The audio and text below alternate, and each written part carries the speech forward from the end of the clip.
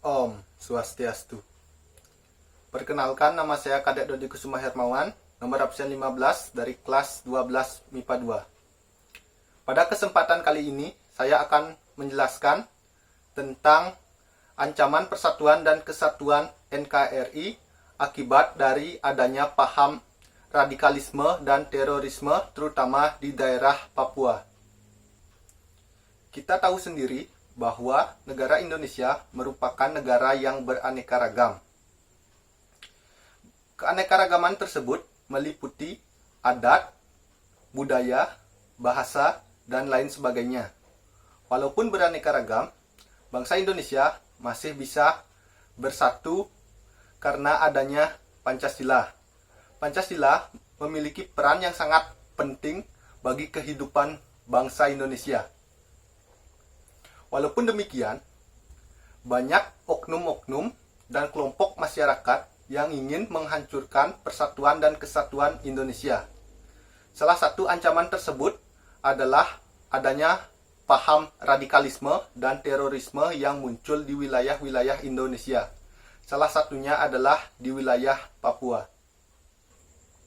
Pertama-tama, kita harus tahu apa itu radikalisme dan terorisme. Radikalisme adalah suatu paham atau pandangan yang menginginkan suatu kebebasan atau perubahan dengan cara kekerasan ataupun tindakan terorisme.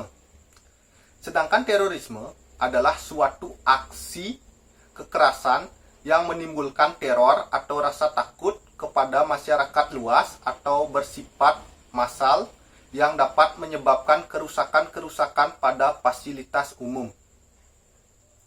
Aksi radikalisme dan terorisme tidak dapat dipisahkan satu sama lain.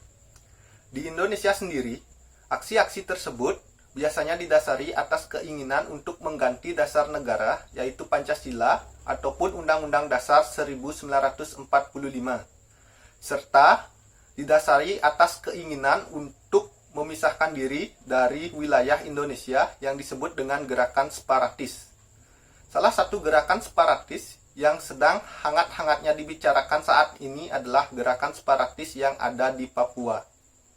Gerakan separatis itu dikomandoi oleh suatu organisasi yang mengatasnamakan diri mereka sebagai OPM atau Organisasi Papua Merdeka.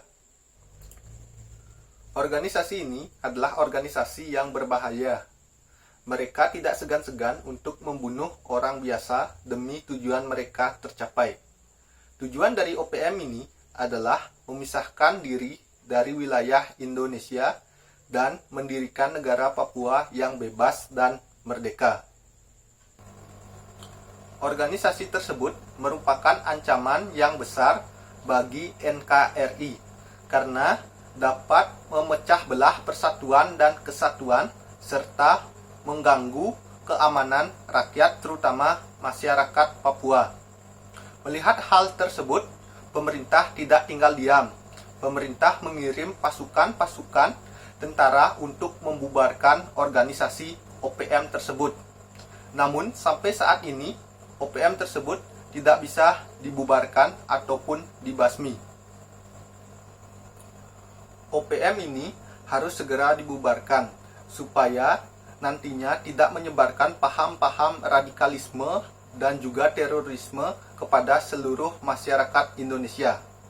Selain itu, organisasi tersebut juga melanggar nilai-nilai luhur dari Pancasila dan juga Undang-Undang Dasar 1945. Organisasi tersebut juga melanggar hak asasi manusia, di mana organisasi tersebut melakukan pembunuhan dan juga penyiksaan kepada masyarakat biasa yang ada di Papua.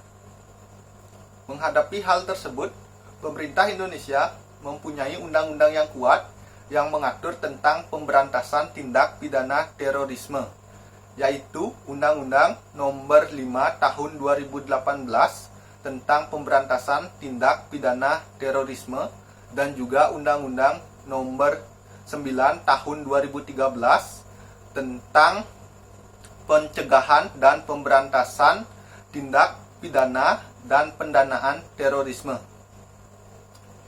sebagai warga negara yang baik, kita bisa ikut serta dalam pertahanan dan keamanan negara sesuai dengan Pasal 30 Ayat 1 Undang-Undang Dasar 1945.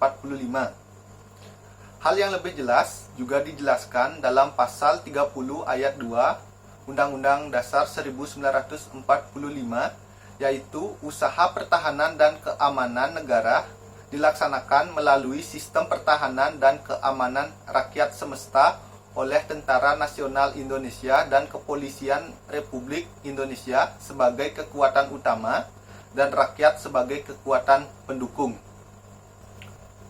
Sebagai rakyat biasa, kita bisa menghentikan penyebaran ajaran-ajaran radikalisme dan juga terorisme dengan cara bersikap selektif dan tidak mudah terpengaruh oleh ajakan-ajakan orang yang tidak dikenal untuk melawan Pancasila. Selain itu, kita juga bisa melaporkan setiap kegiatan yang mencurigakan yang mengarah ke kegiatan radikal dan juga terorisme di sekitar lingkungan perumahan kita kepada pihak yang berwajib. Jika seluruh rakyat Indonesia dapat melakukan hal tersebut dan dapat mengamalkan nilai-nilai Pancasila serta mentaati aturan-aturan yang berlaku, niscaya segala bentuk kegiatan radikalisme dan terorisme dapat ditumpas dengan mudah dari wilayah Indonesia, sehingga tidak akan ada paham-paham radikalisme dan juga terorisme yang ada di Indonesia, serta kita dapat dengan mudah menumpas gerakan-gerakan separatis seperti gerakan OPM yang ada di Papua.